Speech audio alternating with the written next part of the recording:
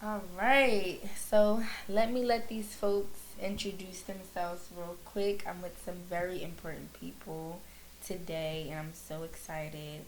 I'm going to introduce myself first. I am Presley Barner. I am a leader here at Yeah Philly, a community member, and a college student. And to my left, I have. Keisha Hudson, a pleasure to be here, and thank you so much to Philly for inviting us to be on the podcast and talk about the work that we do. I'm the Chief Defender at the Defender Association of Philadelphia.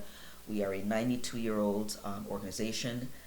We have been doing this work since 1934 and formally contracted with the city in the 70s to do this, to represent people who come into the system. And I'm Guy Lang. I'm the Director of Youth Partnerships and Community Engagement with the Defender Association of Philadelphia. And I've been with them for about 7 years, in this role for about 5. And I just think we need to give a little bit more flowers to Keisha. She's not only, the chief of our office. Our office is the fourth largest criminal defense law firm in the country. We're the largest criminal defense law firm in the city, in the state. And we represent up to 70% of all adults in the system, and likely more, a higher percentage of children. And she is only the second black chief public defender that we've had in the city of Philadelphia.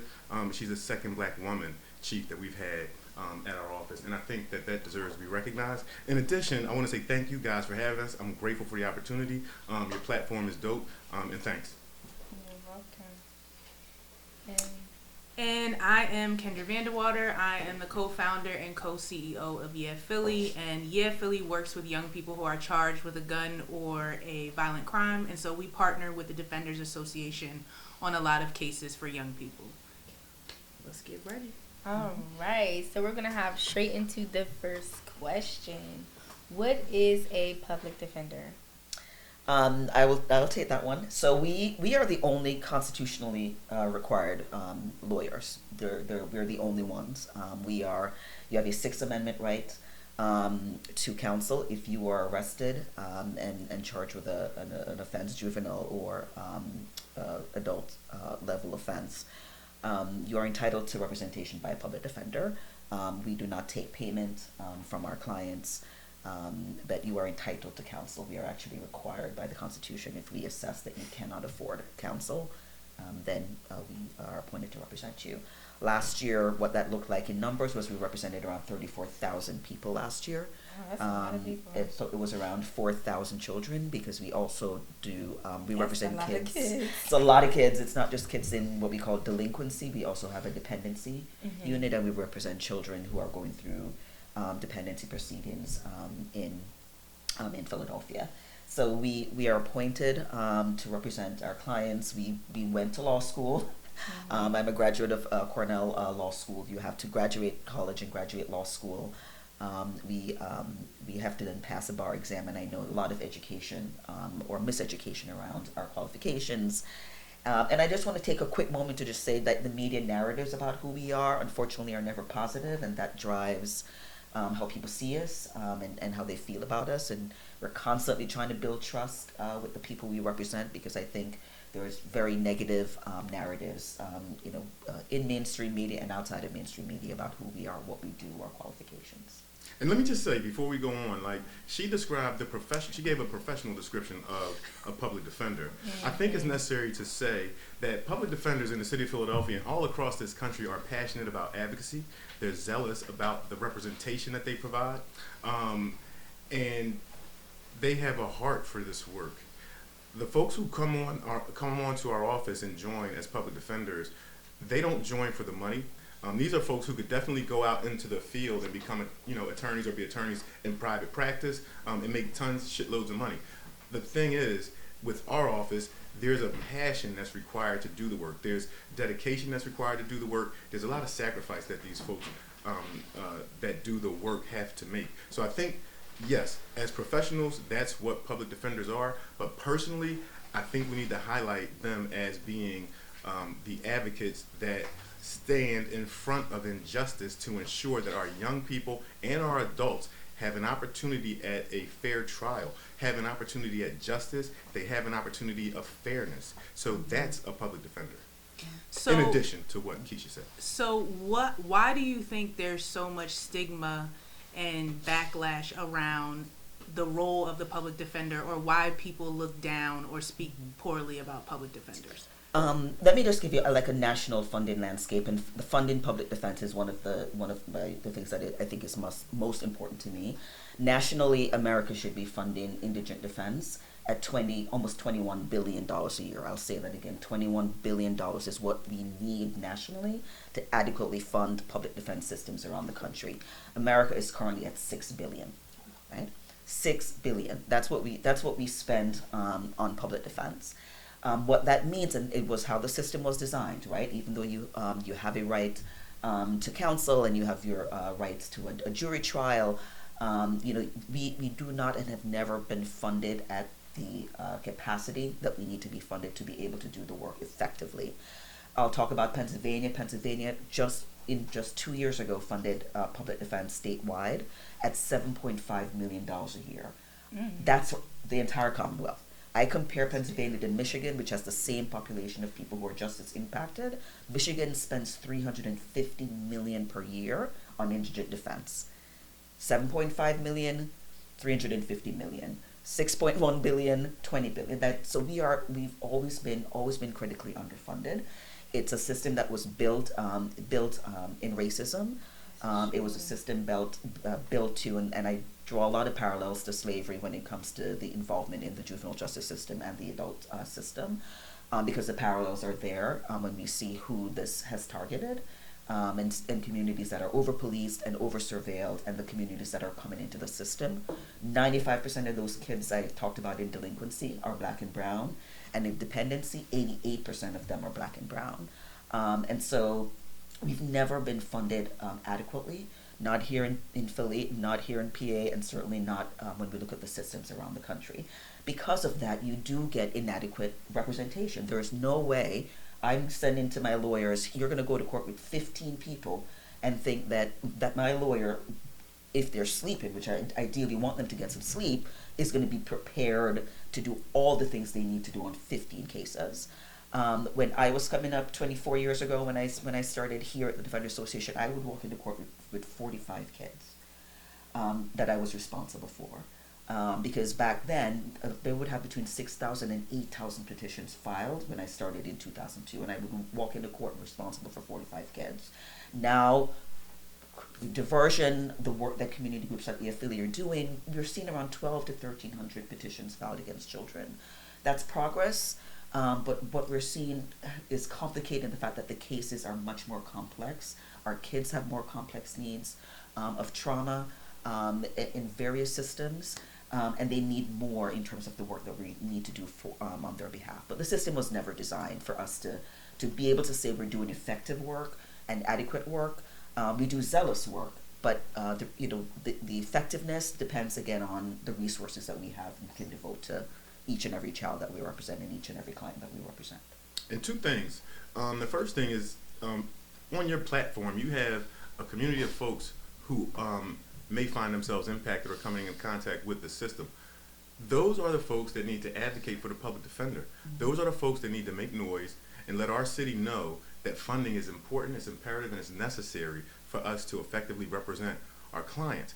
The second thing is our office we are proactive, and we work to ensure that we're ahead of the curve, and we work to make sure that our clients have the best representation. And one of the things that we did, and I'd like Keisha to talk about it a little bit, is through a grant that we received through the Office of Juvenile Justice Delinquency Prevention 4 years ago or so.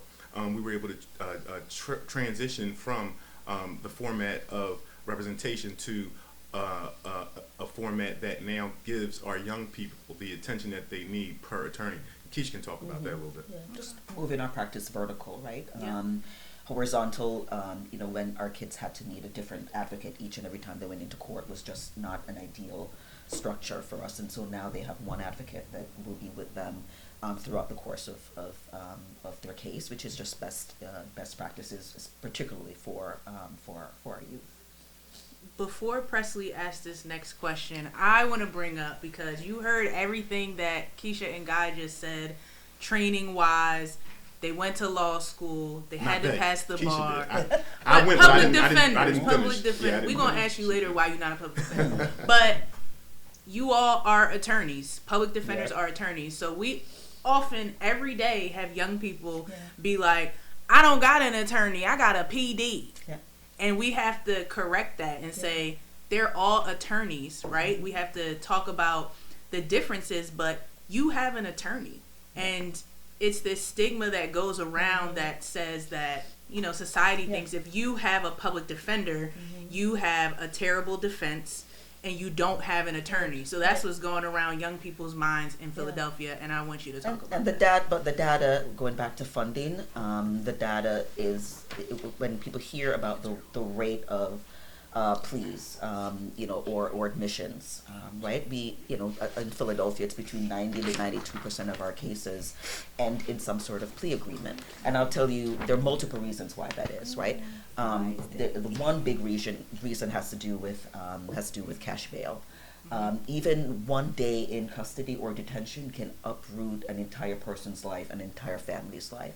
And our clients, I get to go home every night. And so when I see my clients in detention, the number one thing they want to know, whether it's the JJSC or on State Road, is when am I getting out of here and how quickly can I get out of here? We have an ethical obligation to what they say is convey offers to our clients. So if a prosecutor comes up to me and say, all right, I think we can resolve this. Here is the offer to take back to your client. If they do an admission, or we can do a consent decree, or in adult court you can plead to probation. I have a responsibility to tell my client what that offer is, and our clients, because of the way the system is designed, our clients know if they're not detained or on State Road, they know sometimes the quickest way to resolve their case is to enter that plea. And that's not our decision, right? That is, our clients have very few rights, and that's one of them, right? Whether or not they want to enter a plea, whether or not they want a jury trial, they have very few rights when it comes to the criminal legal process. So if you're detained, we have a higher rate of people who plead because they're detained. The only people who are detained are the people who are poor, who cannot afford bail. A lot of the detentions are for people with nonviolent offenses in the juvenile system. In our kids now, we're seeing a lot of monitoring, a lot of GPS tracking and electronic monitoring.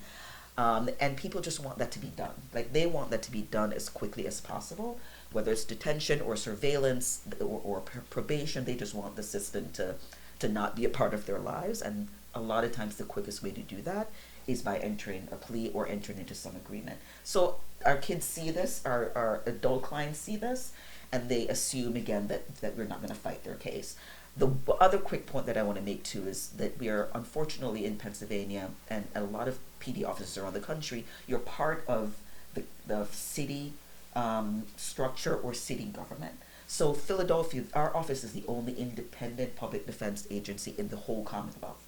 Around the Commonwealth, every PD office is a part of that county structure. So from a logical perspective, like if my client, when I was the deputy chief of Montgomery County, I was deputy chief for 4 years, our clients our office was in the courthouse, they had to walk through a metal detector to come visit us. And they're like, well, of course, you're part of the prosecution, you're just an extra arm of the courts. They didn't see that distinction. It was really, really hard for us to convince them, no, we work for you. We have a duty to you and you alone. And because of attorney-client privilege, you can tell us literally everything. You can tell us everything you need to tell us. But it's really, really, really hard to get through our clients on that. And when you have so many clients spending the time that it takes to build that relationship, we don't have a lot of times the luxury of that time. It's something I always say, if I could be queen for a day, I would add 100 more lawyers in our office. That's what we have. 100 across the whole organization, across the Defenders Association. We have about 240 lawyers right now. We would need around 350 to say that we are making sure caseloads are much lower, workload is better because everything comes with about 5,500 hours of body cam.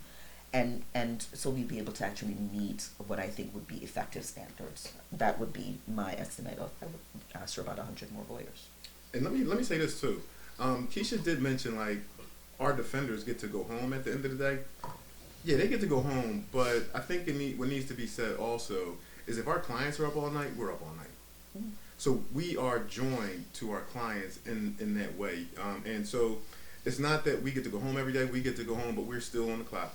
Our folks are still working hard. For our mental. It absolutely is. And it's challenging sometimes to unwind. It's challenging sometimes to reset or decompress or process. Those things can be challenging. Yeah. And I think in addition to our clients being subjected to the system, we are too. Mm-hmm. So I think that needs to be said. And this is not to make it about the defenders, but I think it needs to be said so that the folks that we represent understand the nature of the work that we do, our emotional and mental attachment to the mm-hmm. work, and how we advocate for folks, where that advocacy comes from, because it comes from inside. It doesn't come. There are no external factors that say, it comes.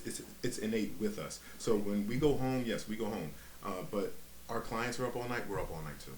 And this episode is about the defenders, so say everything you want to say about the defenders. And like I know everybody, I always give this example, right? Law and order. Everybody knows that dun dun and what comes. In the criminal justice system, you are represented by separate but equal groups, and then they talk about the police, and they talk about the prosecutor. And I'm always just like, we lose in media. We do not have civics in our education in a lot of schools now, or a government course, and often that's an elective, where we have lost the ability to really teach people, which is why the Junior Defender Program was so critical. Who are the actors in the system and what are their roles in the system, particularly in Black and brown communities, because unfortunately, because of over-policing and over-surveillance, so many communities of color are going to come in contact with the police, and we have to educate our young people about not just who we are and what each actor does in the system, but what their collective rights and constitutional rights and protections are. And unfortunately, our kids consume media in whatever form, and you are rarely going to see anything in media where a PD is portrayed effective and zealous, and they come in well dressed and sharp, and they're prepared, mm-hmm. and their files are organized. Like, no, it's My Cousin Vinny, right? The first lawyer that in My Cousin Vinny, who was stuttering his way through representation, was from the public defender's office, and so people see that and they think, well, you're dropping files. You don't know what's going on. I often say if our clients could just give us $1, like would that philosophically change? Because every time you pay someone for a service, you have an expectation, right? If I pay you to come fix my electrical issues in my house, like I expect some delivery and conclusion and hopefully quality service. But people say you get what you pay for, and they pay us nothing, so mm-hmm. they don't expect much.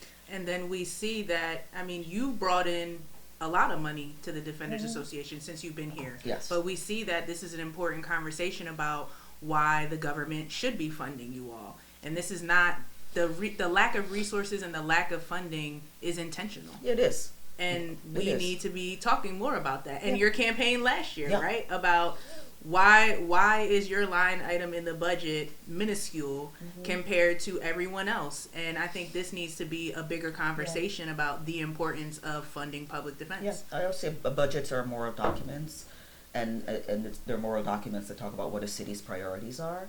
And I know a lot of people did not like, they defund the police because I think we've lost some of the power in the messaging to be like, well, it's really reinvestment. Mm-hmm. And my budget is $69 million a year, and yes, it has gone up in my tenure, but the police department's budget is $890 million per year.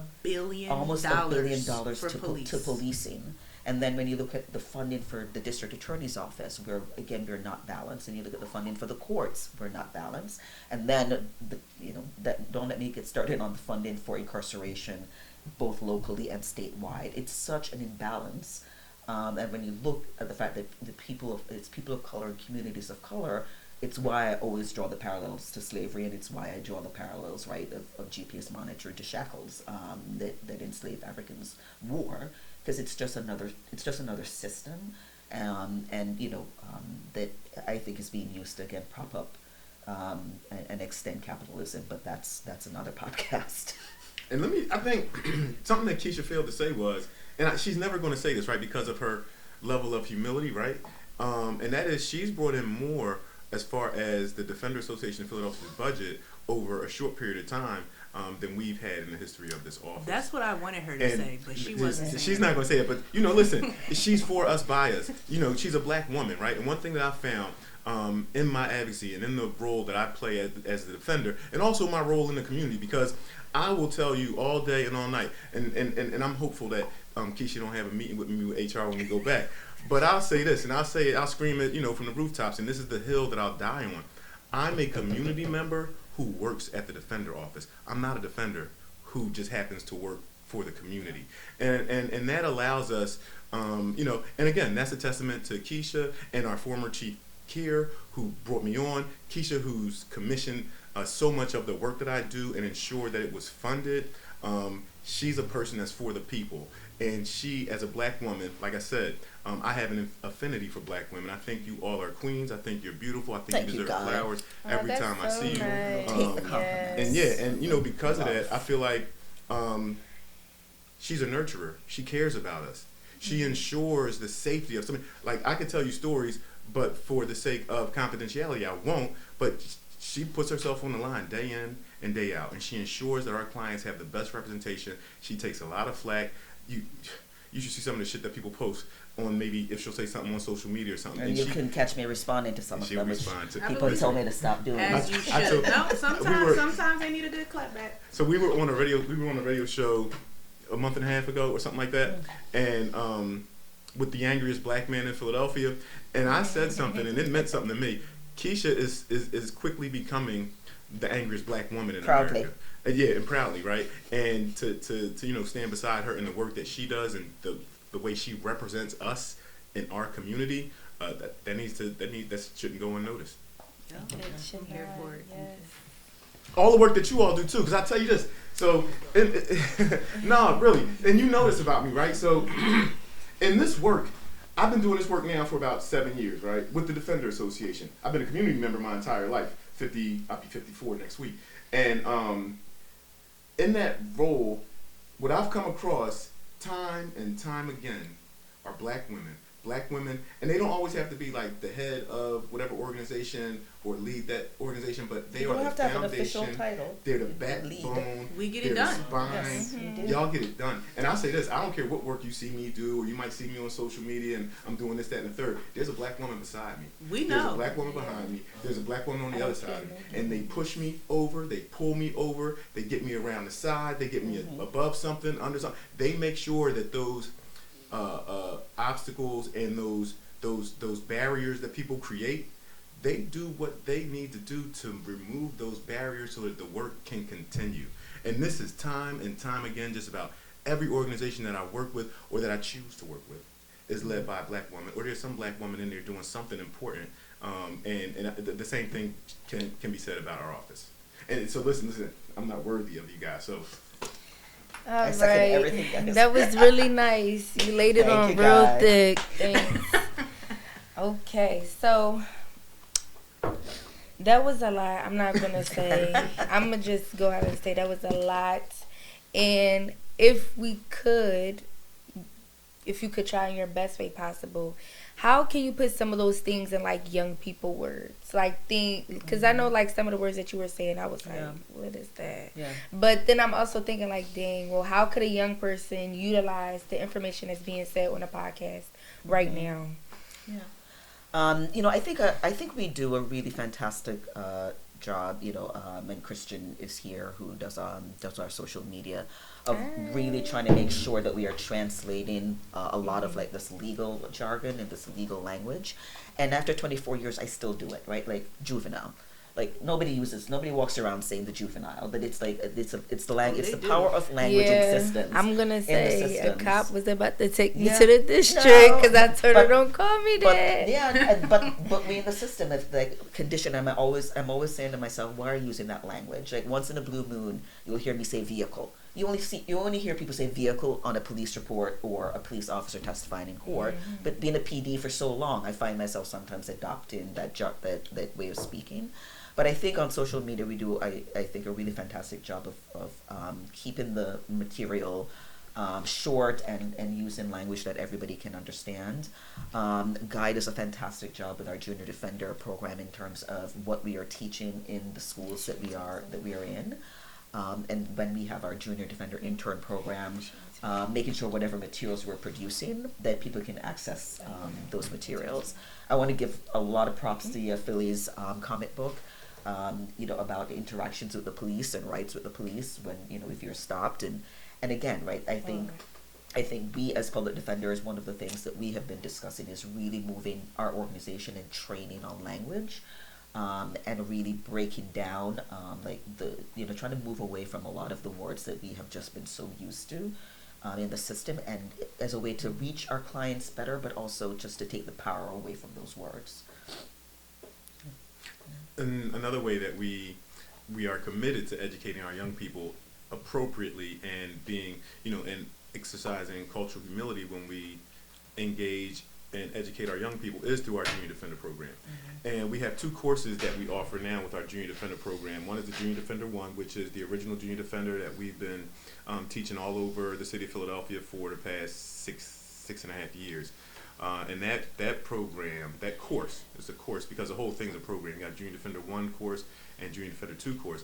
The original course that we developed and that we're now, we should be in 14 schools coming this spring, and 3 community-based organizations, Philly included in those 3, coming this spring, is the first offering for Junior Defender Course 1. And both of these courses, keep in mind, have a core of courses that you'll find across them. And that core, so we'll talk about the Junior Defender 1 coursework, and it starts off with the introduction to the school-to-prison pipeline. And then we move into collective resistance and ways that our young people can leverage their resources against this system, and secure agency and over the spaces that they occupy, and use their voice collectively. The next thing that we teach them is knowing your rights as a student, and that workshop has a part 1 and a part 2, right?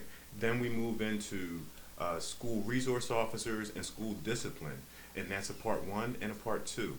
And then we move into zero tolerance policies, and knowing your systems as a young person. So all 9 of those workshops are part of Junior Defender Course 1, which is titled the School to Prison Pipeline. Junior Defender Course 2, which is titled The Talk, has a whole new outlook on what we're educating our children on, and this isn't something that we've been teaching in the schools, but we will once we transition into our online platform, which we're in the process of doing it now. This will be an offering too. So this course again is called The Talk, and it includes the same things: the Know Your Rights piece, part 1 and 2, the school discipline piece, parts 1 and 2, but it also includes the talk that we have with our young black boys and girls, because that's important. And all of our parents don't always know what to say. We also have immigration law for young people that we're working on developing that workshop now. We also have reunification of returning citizens and their children and their families, and that's so important. We also have de-escalation and conflict resolution, right? That's another offering workshop in that. And then finally we have restorative justice. So those are the 9 workshops. Each of these courses has 9 workshops, and and they're done in a language that can be understood from 6th grade through undergrad. And it's age appropriate, it's culturally competent, and it exercises cultural humility, because we know our young people learn differently. Similar to your comic book, we have cartoon, a series. So for each one of those workshops, in addition to the curriculum and our worksheets, our lesson plans, there's also supplemental income. I'm sorry. You see what's on my mind. Rich. I'm trying to find a buck. I ain't got no money. I'm a public defender. Stop playing. No, so He does not make nearly enough. Yes. That he Wait, should listen, make. we're gonna be out in the streets, me and Keisha, with our signs over the next few months till this budget comes out. Like, pay Guy. Like, this is he needs an extra. Like, I'm like a hair's breadth away from standing in front of the liquor store begging for change, right? I mean, I be seeing him lying. Listen, He laying it on Listen, thick, everything like- you see, wherever you see it, that's gifts of love from family and friends. I'm out here hurting. My stomach is touching my back. My ribs is hurting. Everything. So, So yeah, that's how we educate our young people, and we ensure that we teach it again in the age appropriate way. We use cultural responsiveness, cultural humility, cultural competence. And our curriculums are developed from the voices of the young people in our communities that we talk to and that we listen to. They're the ones that tell us what they want to learn. Shit, I think here, you guys at one point, like, guy, come here with Junior Defender and educate our young people on the system, educate our young people on items that they can carry in their backpacks and all kinds of things. And those are Junior Defender initiatives. And we work to ensure. People didn't like that one. You didn't like it? I think we called that like caught looking or something, and y'all came by and we had a workshop around like the things that get you in trouble, like stop posting stuff on social media, stop carrying certain things in your book bag. People were not happy about that, and our social media, they were like, oh, y'all just giving them information to be criminals. No, it's protecting yourself. That's right. Most people get caught doing things from what? Social media. Right. You got to educate. There's the reason, so much of the reason that we see our clients is because every system has failed. Our clients come to us when every system has failed them. Whether it's the family surveillance system, Philadelphia leads the nation in the number of black and brown children removed from their families and placed in the dependency system. We lead the nation in that statistic. We surveil families, we punish them because we type it as neglect, which is really poverty, and instead of fixing the issues and directing the resources for communities, we remove children, which is just incredibly harm to not just to the child but that family. It's a failure of our education systems, right? Our deeply underfunded school systems, where our clients are not getting the education that they deserve and that they're entitled to, or the opportunities that they deserve and they're entitled to. It's a failure of our community health systems because there are no community health systems that are responding in an appropriate way to what may be mental health issues or just supports that our young people need. And when all of these systems fail, they come to the public defense space, and so many of the resources that we have available are only being made available to our clients once they get involved in the system. That's a good segue. The red flags, we call them red flags, where I represent clients and I'm like, where was the help? Like, where was the intervention? And now you're in the system, and finally someone saying, oh, he looks like he needs an evaluation. He may have a mental health issue. I'm like, that has been apparent to me. Past 90 times that you've seen that this he's person. Correct. That he tried to get the help he needed or she needed and couldn't. And then finally they're in the system and everybody's like, oh, I wonder why. How could this be? Before you transition, before you segue into the next thing, I know you're ready to go. We got 10 minutes. All right, I'm gonna run through this real quick, but I just think you talked about the comments and the flack that you received from that post. One thing that I would challenge, and this is the reason why we actually have a Junior Defender program, is it would be irresponsible of us as defenders and educators if we have information that can support our young people in their future and we withhold it from them. And let me give you an analogy or something, right? We teach our young people in schools trades, right? We get them on a track for college, we get them on a track for vocational, we get them on a track for all of those things. But a large percentage of the young people from our communities, statistically wise and data driven, is prison. They're on track for prison. They're on track for prison. There's a school to prison pipeline. There's a womb to prison pipeline. A daycare to prison. There's a pipeline for our students, our young scholars, systems that we have to go challenge. to prison. So the thing that we have to realize when we're teaching our young people and we hear those comments from folks like, "Why are you teaching them that? Well, they're going to get beyond the system."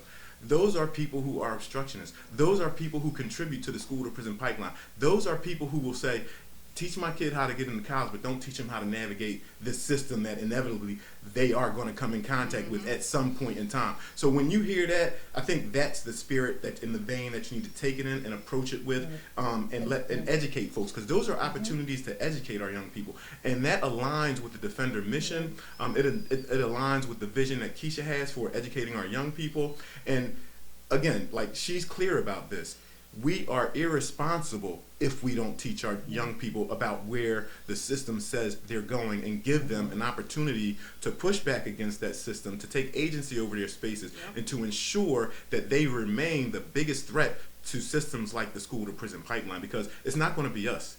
right, that helps our young people. They got to save themselves. Nobody's ever coming to save us. Ain't nobody came here for 400 years. Ain't nobody coming for the next 400 years. So we have to empower our young people to save themselves. So that's a very important tenet. So I just thought we needed to touch on that about why we teach on those topics. And some hard conversations that I've had in a lot of Black spaces is around priorities, right? And I will go to community events and people will come up to me and say, what I want is more police walking my block. What I want is to see bit better response times.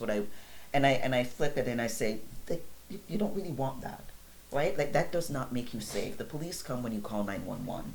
They don't do anything to protect you and make you safer. They literally come when you pick up the phone, if you're lucky, and they call 911. And why are we investing in that at $890 million a year when you have to get on 3 buses to find a clinic that's going to meet your physical and mental health or emotional needs? Or why are we putting our resources there when your neighborhood school has no heat or no AAC or no librarian or a school nurse? These are the questions we need to have. But, the white supremacy has done an exceptional job of keeping us so focused against the less vulnerable versus the lesser, the more vulnerable versus the less vulnerable, and we're pitting each other against each other, and we're not looking up into that power pyramid and questioning what are we really investing in, because I can do a lot with $890 million to impact communities across Philadelphia, housing, education. What are we really invested in, and what is it getting us as a Black city, and as now the second poorest city in America, which is, in my estimation, we are not getting the investments that we need in our communities, in our schools, in our young people, and we're not going to make the generational change and impact if we keep going down this road. And we need to have those hard conversations, challenge those narratives, insist that our politicians and the people we put in power push those narratives. And we see that happening in New York City with Mamdani. We see that happening in other cities across the country, that people are ready for change, because we're finally, I think, waking up to the fact that the system is functioning as designed, but it's only subjugating one group of people, and boy, we all look a lot like each other. And I think that's a good segue to spend the last couple of minutes talking about advocacy. So Presley, go ahead. All right. So we have some questions here, some fun questions. So the first question is advocacy. What does it look like inside and outside of a courtroom coming from a public defender? What is advocacy? Advocacy is defined in a lot of different ways. And when I say, I refer to our staff as defenders, and that might include the administrative staff member, who we can't do the work we need to do unless we have the information in our client's file, and our admin staff members put that information together. Our paralegals, who do a lot of our research, our social workers, who do a lot of the connection to services, and of course our investigators and our attorneys. I have 10 investigators. Remember, I told you earlier that we have 30,000 adult clients. 10? 10. Okay. I have 12 adult social service workers. 12. 30,000 clients. So when going back to resources and funding and doing, so we have a word in public defense, which is a word that we have to embrace. It's called triage. That we cannot, unless we're working, and even when we're working 24 hours a day, we're going to do all the things we need to do. And so we look at a client's case and we assess, and if we have a relationship with the DA, we can call and be like, your witness is never coming. What are we doing? Withdraw this. They've never come. They're never coming. So that's not a case that I'm going to prep that night.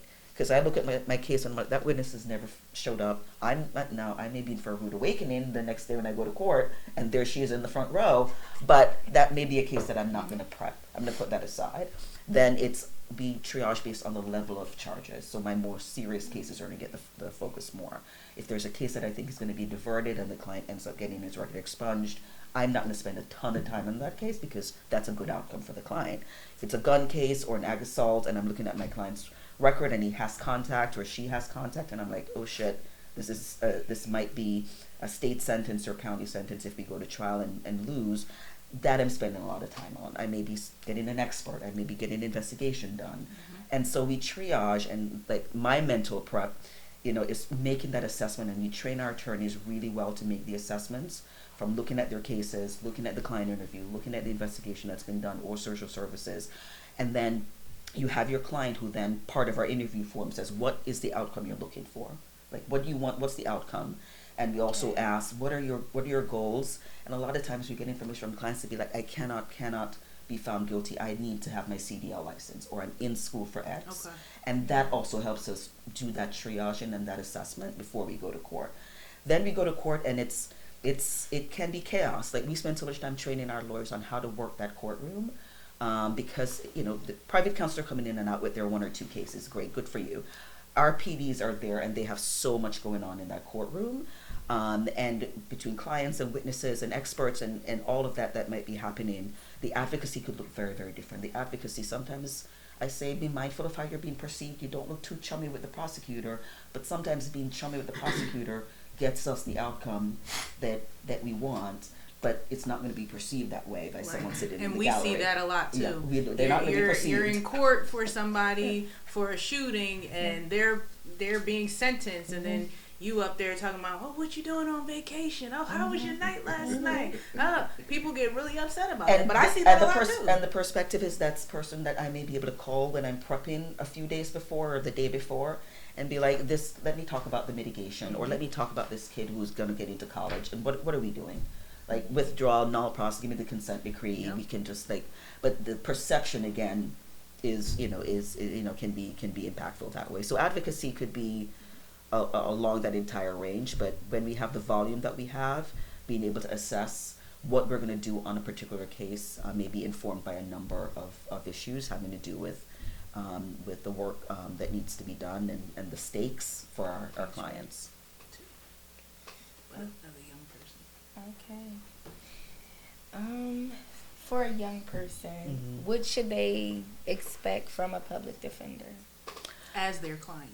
As a client. People need to listen to this. Yes. I think, now that we're vertical, right, we're in a better position to be able to build that relationship. And a lot of our clients sometimes will have a social worker or an investigator that comes to see them.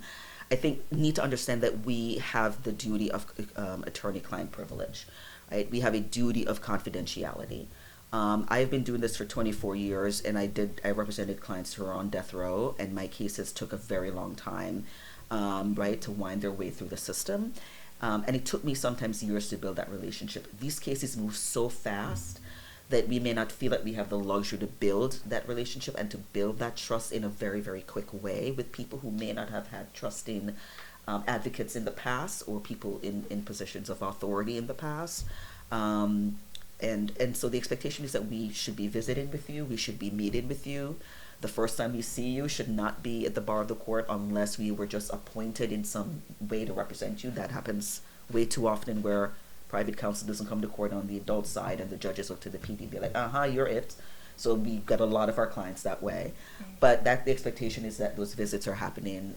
They're happening certainly before court appearances, that you can reach your attorney and that your family members know how to reach your attorney. A lot of our parents are very, rightfully so, are very involved in their children's cases and want to know information and keep up with what's happening.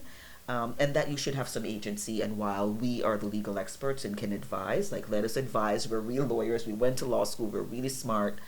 And one insidious thing about the system as designed is we are actually the best criminal defense lawyers in the city. No offense to Shaka. We are the best criminal defense attorneys in the city. And why is that? That is because of volume. When you my first year as a public defender, I did hundreds of cross-examinations. At the end of my first year, I could cross-examine a cop with my eyes closed.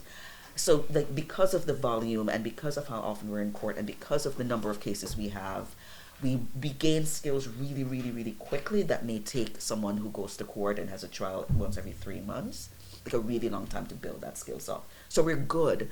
Are we going to be able to devote 100% no, and that's not unfortunately the way the system is designed. But they should expect, for communication to be clear, have the ability to ask questions, have some agency, and hopefully, if we cannot divert them from the system as quickly as possible, help ensure as minimal consequences as they wind their way up through the system.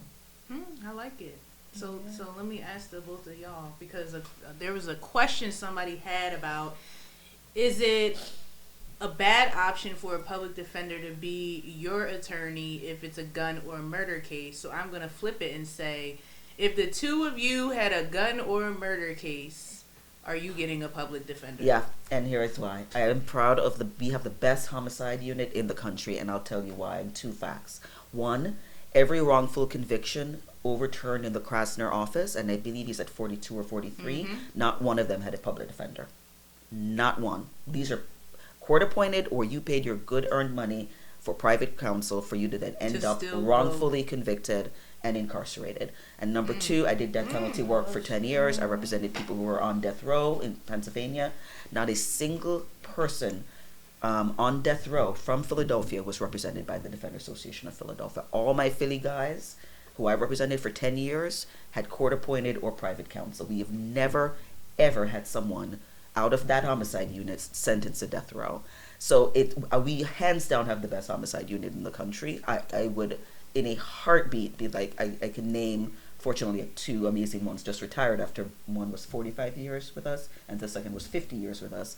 But we have amazing, amazing attorneys, and I think I'm always screaming that, say, don't put grandma's house, out for collateral. come in and you have the best team at the Defender Association, and the data proves that.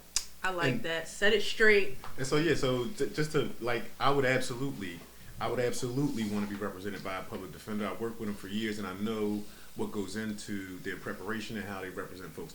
There would be one thing though that I would change if I were facing charges in any system in the United States, standing in front of any judge anywhere. I would be a white person.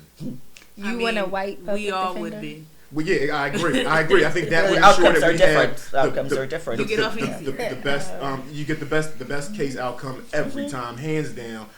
You get favor, with the judge, with the courts, with everything. So the only thing that I would change would be the complexion of my skin standing in front of the judge. That's it. ROR for murder, Yeah, right. That's why. White public defender noted. Okay. So why you not a public defender, guy? I got some more work to do. Do you want to be a public defender? Absolutely, and you know what? I have the support of my chief, and she's ensuring that she's going to do everything she can to provide the support that I need to get. Because he said he's been there 7 years. I know. She's my mentor now. No, she is. She committed to it. But the work that Guy does is it's remarkable. Unfortunately, I get to spend a lot of my time advocating for funding and resources. I would rather spend it working with our clients and being in community, and so it's so much of my time. And Guy, does remarkable work, and we have other folks in the office who have that presence in the community. And I'm hoping I will get to some point where I can just roll into city council budget process and then roll out with my money, and it won't be, the hundreds of hours between now and June 30th to convince the mayor and city council we need to fund. We need to tell people what to do. So bring the people to the call to action. Sherelle, send the money. Send the money. Find out who they are. They listen. They really listen. Why are you not introduced to be a permanent part of the? We have asks, and I also, the last thing I'll say is it's only a few weeks old. Launched our first immigration legal practice with funding received partly through the city and partly through the Stoney Foundation. It'll be an 11-member unit. Our non-citizen population, including kids right now, are really, really struggling and being terrorized by ICE. Almost all of them are being detained. Over 92% of the people being detained right now have zero criminal contact at all. But I'll say that again, 92%. They're targeting people at work, they're targeting kids at school, they're targeting people who've been here for decades, and more importantly, they're targeting people who are actually in the process and following the rules and following the procedures that they have to follow. And that's who's being targeted, including, again, our children. And even if one parent gets detained or removed, it's just setting up our kids for a lifetime of mental health trauma. So I'm glad that we're entering that space. And hope that gets sustaid. So we need to get the defenders more money. We also, if people need a public defender, how do they get your help? We represent clients at arraignment. That's the first proceeding where you will find out if bail is going to be set. And that's on the adult side. But we represent clients at those arraignment proceedings. We represent every client. Some clients do end up getting private counsel, but we represent every client, and then we're just appointed. We don't have any sort of paperwork that we make you fill out. In the counties, they will literally make you bring your bank form and your mortgage note. We don't do any of that. It is a question and a quick assessment, but we represent everybody at that first hearing, and we have detention hearings on the other youth side, where again you can get private counsel down the road, but we will make sure that we're representing you from the beginning. Okay. And let me say this, right? So with the same tenacity and the same energy that folks, push for law and order and for cops and for, to support judges and the system and the whole 9 yards, I think something that's lost in their advocacy or, their push to fund those other things, what they fail to realize is that the populations are the same just about. They're almost identical. Mm-hmm. Those folks who have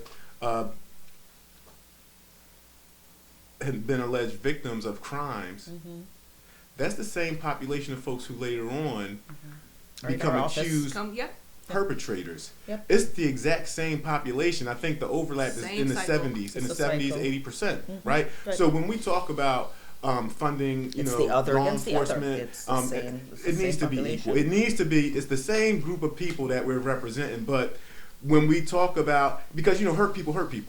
And you got some folks that may do some harm. They don't know any better, right? Some things have happened. So we just want to make sure that our folks, the folks we represent, receive similar funding because they're similarly situated. They're the same people. So I think we need to take a look at that when we talk about how we're funding public defense, who actually benefits from public defense, because our communities benefit from public defense. We don't know what's happening when you take Johnny out of his home. He's taking care of his mom. He's got 2 kids on the way, or 1 kid on the way, because I don't know how many baby moms got, but whatever. So I'm probably giving up some of my story and shit. I was just like, has this turned into a confessional? Right. But no, you see what I'm saying? I just think I think it's important that we highlight that fact that it's the same population. I mean, no one's gonna march in the streets for our clients, right? We're not gonna get the mass. I've said that the mass incarceration is the civil rights movement of our time. Yeah. And I always say that, but people don't look at our client population very favorable at all. There's an assumption of guilt. People forget about this thing called presumption of innocence. People forget about the fact that you can be detained without ever seeing a courtroom for weeks and months at a time, and you're presumed innocent, but you can be held in a cage until you get your day in court. And people just assume you're in the system, you did something, you're guilty, end of story.